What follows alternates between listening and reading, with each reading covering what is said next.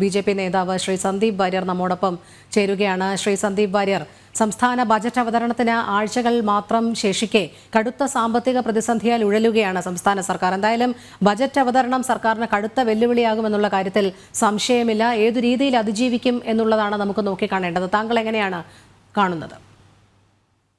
സംസ്ഥാനത്ത് ഇന്ന് കാണുന്ന സാമ്പത്തിക ദുരവസ്ഥയിലേക്ക് എത്തിച്ചത് ഈ LDF സർക്കാരിന്റെ ധനവിനിയോഗത്തിലെ പിടിപ്പുകേടാണ്, എക്കണോമിക് മിസ്മാനേജ്മെന്റ് ആണ് എന്നുള്ള കാര്യത്തിൽ ഈ സംസ്ഥാനത്തെ സാമ്പത്തിക വിദഗ്ധർക്കൊന്നും യാതൊരു തർക്കവും ഉണ്ടെന്ന് എനിക്ക് തോന്നുന്നില്ല.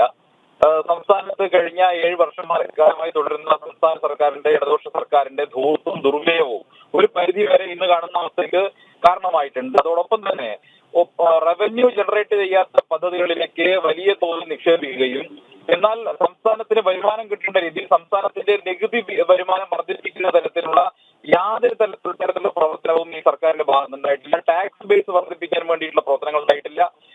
GST ഏർപ്പാടാക്കിയതിനു ശേഷം GST വന്നതിന് ശേഷം സംഭവിച്ചിട്ടുള്ള സ്വാഭാവികമായിട്ടുള്ള വളർച്ചയോടെ ഉണ്ടായിട്ടില്ല. അങ്ങനെ ഉണ്ടാകേണ്ട സ്വാഭാവികമായിട്ടുള്ള വളർച്ച GST വന്നതിന് ശേഷം ഏറ്റവും അധികം നികുതി വീതം കിട്ടേണ്ടിയിരുന്ന ഒരു സർക്കാർ എന്ന് പറയുന്നത് കേരളമായിരുന്നു. കേരളം ഒരു ഉപഭോക്തൃ സംസ്ഥാനമാണ്. എന്നിട്ട് പോലും അതിന്റെ ആനുകൂല്യം മുതലെടുക്കാൻ നമുക്ക് കഴിഞ്ഞിട്ടില്ല. ഇവിടുത്തെ IGST ബില്ല് സമർപ്പിക്കുന്ന ഉൾപ്പെടെയുള്ള വിഷയങ്ങളിൽ സംഭവിച്ചിട്ടുള്ള CNDG ചൂണ്ടിക്കാണിച്ചിട്ടുള്ളതാണ്. ഇപ്പൊ സംഭവിക്കുന്നത് കഴിഞ്ഞ ബജറ്റിൽ വിഭാവനം ചെയ്യുന്ന പദ്ധതികളുടെ പോലും 50% പോലും പൂർത്തീകരിക്കാൻ കഴിയാത്ത സാഹചര്യമുണ്ട്. അതുകൊണ്ട് തന്നെ ഈ പദ്ധതികളൊക്കെ അടുത്ത വർഷത്തേക്ക് മാറ്റിവെക്കുമെന്നാണ് ഇപ്പൊ പറയുന്നത്.